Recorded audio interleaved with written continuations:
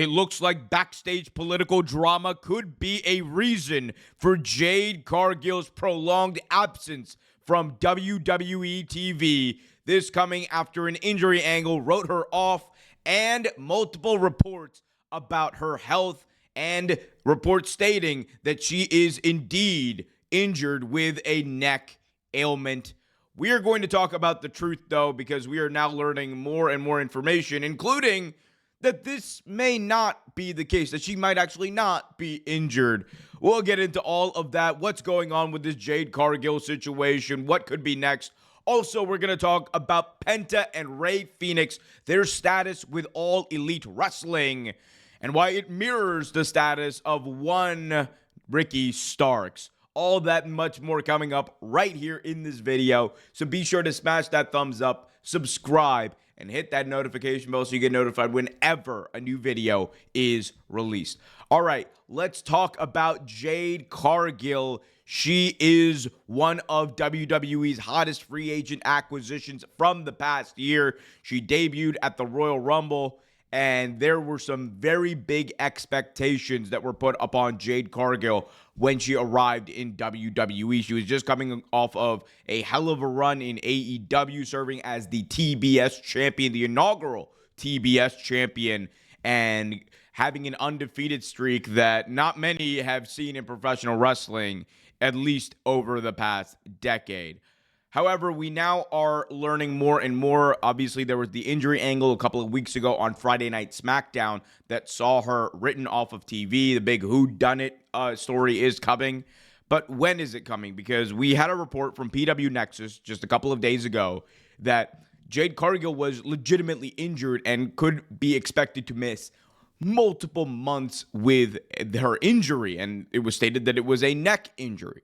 However, and this is where we're going to try to figure out what's going on here. However, according to PW Insider, they reported the following. Jade Cargill is not injured. While there have been some incorrect reports suggesting that Jade Cargill is legitimately injured, those claims are 100% incorrect according to multiple WWE sources. The attack on Cargill during last week's SmackDown was all storyline, nothing more. So this seems to debunk previous reporting about Jade Cargill, her status, and the idea that she has a legitimate neck issue that was going to keep her out at least for a couple of months. And I believe the report had originally said that it could be as long as a year. So this seems to debunk that. We are going to talk about another report that talks about backstage drama playing a role in this, which is very interesting to me. But I think there's obviously been a lot of discourse about Jade Cargill, her status, and what's going on with this injury angle, why they would do this. And the reason why I think this is very interesting, right, is because, you know, Jade Cargill is coming into this company, and they obviously have massive plans for her. She has massive plans for her run in WWE. She is just coming off of, as I said before, a hell of a run in All Elite Wrestling. So when she is off TV, it matters, right? And to WWE, it matters. She and Bianca Belair are the reigning, defending WWE Women's World Tag Team Champions. And because of that, you know, the prospect of her being injured and out for multiple months and, you know, them potentially stripping the tag team titles for her is dubious, one could say. I think that's the thing that makes me kind of think about this a little bit critically, because it's like, okay, are you taking the belts off of them? Because if so, then why would you do that if she's healthy and this is a storyline? But then there's the flip side of, okay, maybe the reason why they are running this angle and they could potentially take the belts off of them is because they don't want Jade and Bianca to get pinned, even though they've already lost the tag team belts at one point. It's a very, very, very messy situation in that. I like, part of me, you know, is like, and like, look, they could have like Bianca defend the World Tag Team Championships herself. Like that is like a thing they could do, and like that could be a way to build up Jade and for her return, but I'm not sure about that. One thing I am sure about is that there was another report that did not that basically claimed everything. Let's actually read this because this is interesting for sure. We got Dave Meltzer of the Wrestling Observer newsletter saying the following in the latest edition of the Wrestling Observer newsletter, saying, quote, "We were told that Jade Cargill is expected out of action for 3 months or possibly longer. We've gotten 3 different versions of the story from those in WWE. One was that, as is usually the case with WWE parking lot attacks, that it's a storyline to cover for a real injury. However, this one has been kept secretive. One person in WWE mentioned to us that it seems like nobody, including her friends, knows what the injury actually is or why it happened.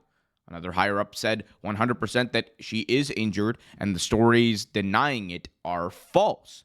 Another version is that the injury was created to cover for a backstage or political backstage issue." All right.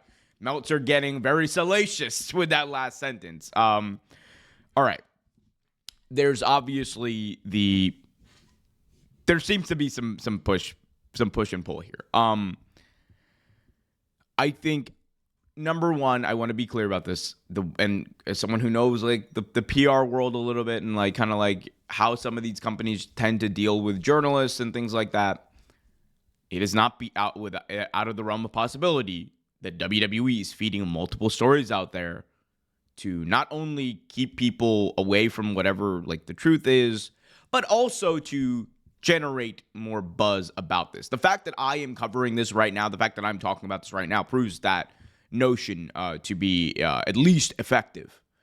So that is, I think, like probably the reason why there's multiple stories out there for the around the Jade injury and around this news. Obviously, there's also the contradictions, and Nexus said, or PW Nexus, I believe, was the one that said that she was legitimately injured. PW Insider, who is a very well sourced place for information, especially on wrestling news, 100% unequivocally, said that is not the case. But now you have Meltzer coming back in and saying that, that seems to be the case according to multiple sources, but we just don't know what the injury is. I am not going to speculate on, how legitimate whatever injury is in this case, because I think we've learned from previous instances of wrestlers being out for, sometimes no reason at all that we know of, and, it not being something that is our business. That being said, I do think that there is a massive potential for storyline. And I think that a good old whodunit story with this Jade stuff could be something that could, bring her to that like next level within WWE as a single star. Now we got to talk about the backstage drama a bit, or the the quote unquote political backstage incident or whatever. What was it? Political backstage issue. That's what it was. I have no idea what Meltzer's talking about here. I think like that was that line being in there is obviously going to generate the most buzz and the most hullabaloo and hoopla. I'm going to say this. I would find WWE, I will say, they keep a lid on the backstage drama that happens in that company.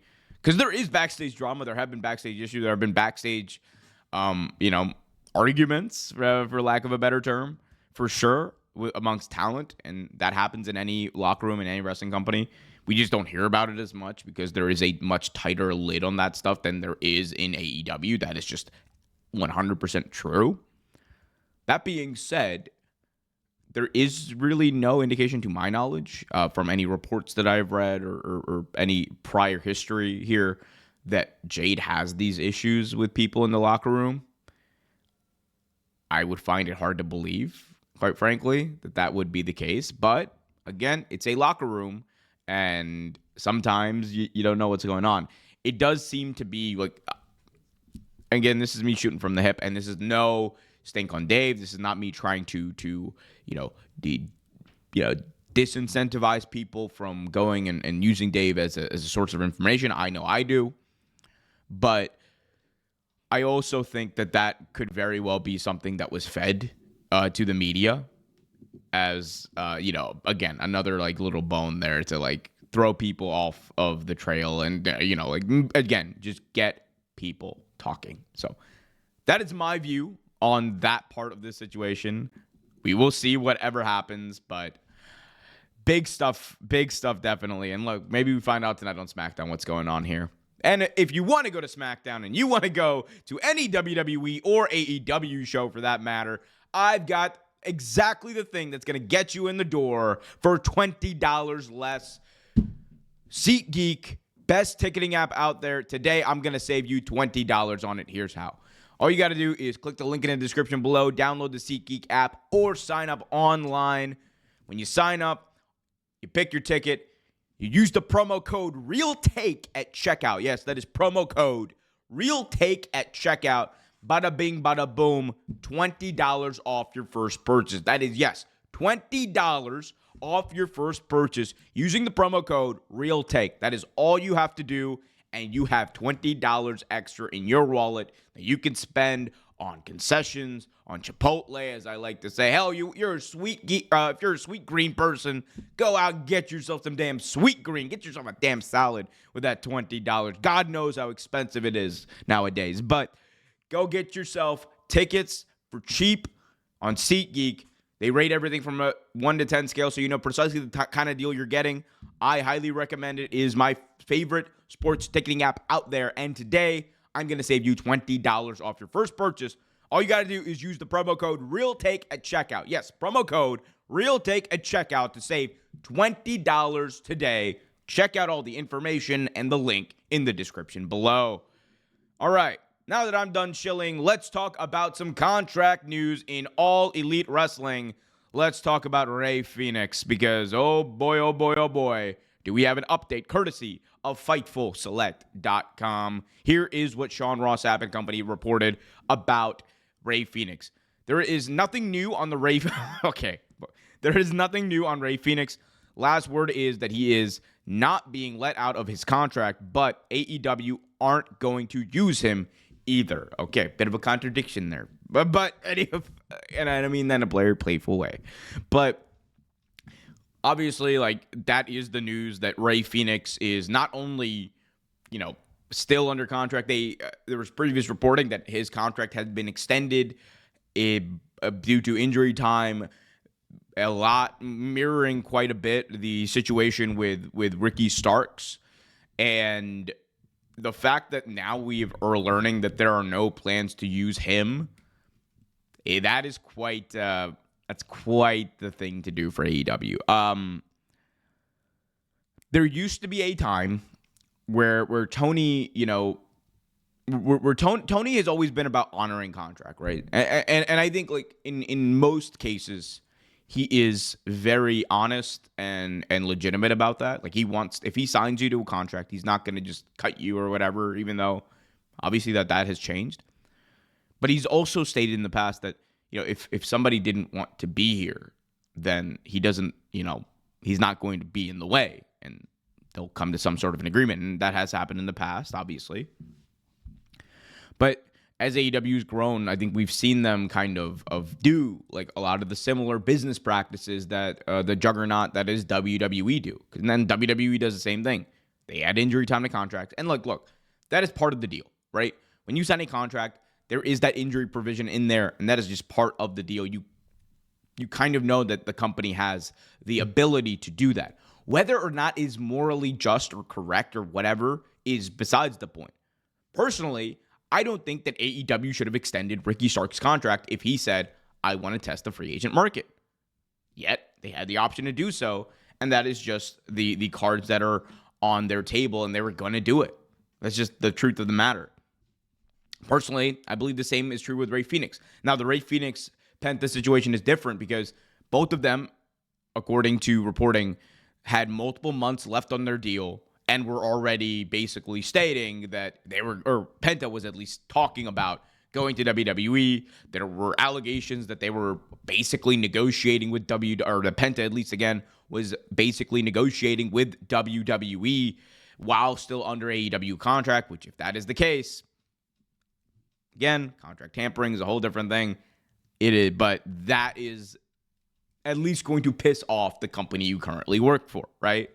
So it's a very messy situation. I think at the end of the day, I don't see the value, right, in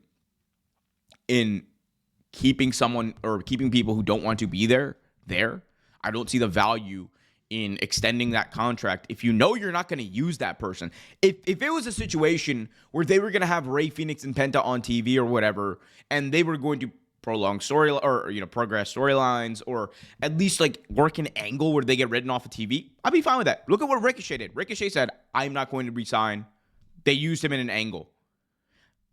That is an effective way to write someone off your program, to write someone off your TV or whatever. Like they knew last year they did it with Andrade. They knew Andrade was not long for the company, but they had him work on his last day in the company and wrote him off TV. There's ways to do it. It's completely different if the talent don't want to do it, and I know there's been back and forth about that. I don't like to get too much into that speculation because that's kind of what it is.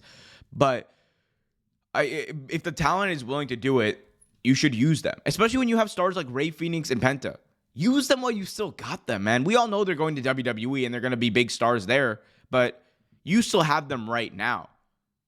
It's going to create a little bit of buzz for you. It's going to create a little bit of buzz that AEW does need right now. Do it. Write them off TV, use them in the Death Rider storyline, and have them get beaten down and basically sent packing to WWE. You could use that as part of the story. Will they do it? We will see. But guys, I know that this was a action-packed video with a lot of information. Let me know what you guys thought of it in the comments section below. What do you think about the Rey Fenix situation? Should AEW have extended his deal? Should they not? Let me know what you guys think also about the Jade Cargill situation. What do you believe is going on? I want to hear from you in the comments.